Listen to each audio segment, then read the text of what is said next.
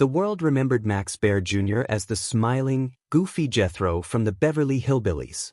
But behind the laughter, behind the fame, there was a silence he carried for decades. A silence connected to one woman audiences adored but never truly understood. Irene Ryan was television's beloved granny, sharp-tongued, hilarious, unforgettable. On screen, she looked fearless. Off-screen, according to those close to the production, her life was far more fragile than fans realized. And now, after turning 88, Max Baer Jr. is finally reflecting on the emotional truth behind the woman millions thought they knew. Honestly, what he revealed wasn't about Hollywood glamour at all. It was about loneliness, pressure, and the painful cost of making America laugh. Long before the cameras rolled, Max Baer Jr. was already carrying expectations on his shoulders. As the son of legendary boxer Max Baer, he grew up surrounded by fame but also by instability.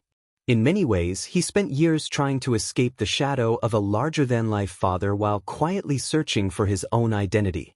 Irene Ryan's story carried a different kind of heartbreak. By the time she landed the role of Granny, she had already spent decades fighting to survive in show business. Vaudeville stages, radio appearances, small comedy acts, she had seen the entertainment industry change again and again. But here's what most people never realized. Irene reportedly feared becoming irrelevant long before success finally arrived. Then suddenly, everything changed. The Beverly Hillbillies exploded into a cultural phenomenon. America became obsessed with the Clampett family. Max became a household name overnight, while Irene Ryan transformed into one of the most recognizable faces on television. Audiences saw warmth and comedy. What they didn't see was the exhausting machine operating behind the scenes. According to insiders, the demanding production schedule slowly began wearing down the cast emotionally and physically. Irene, despite her comedic brilliance, reportedly struggled with exhaustion during later seasons. At the time, nobody understood what was really happening behind her smile. And that's when the cracks began to appear. Max later reflected on how deeply committed Irene was to her work, even when her health began declining. Those close to the story remember moments when she pushed herself far beyond her limits just to keep filming.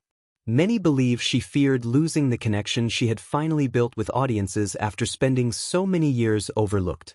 Then came one of the most devastating turning points of all. During the stage production of Pippin, Irene Ryan reportedly suffered a stroke. Fans were shocked. Hollywood barely slowed down. But for Max, it became a painful reminder of how quickly fame can disappear when the spotlight fades. The years that followed felt quieter, almost haunted. While reruns kept the cast alive in American living rooms, Max Baer Jr. slowly stepped away from Hollywood.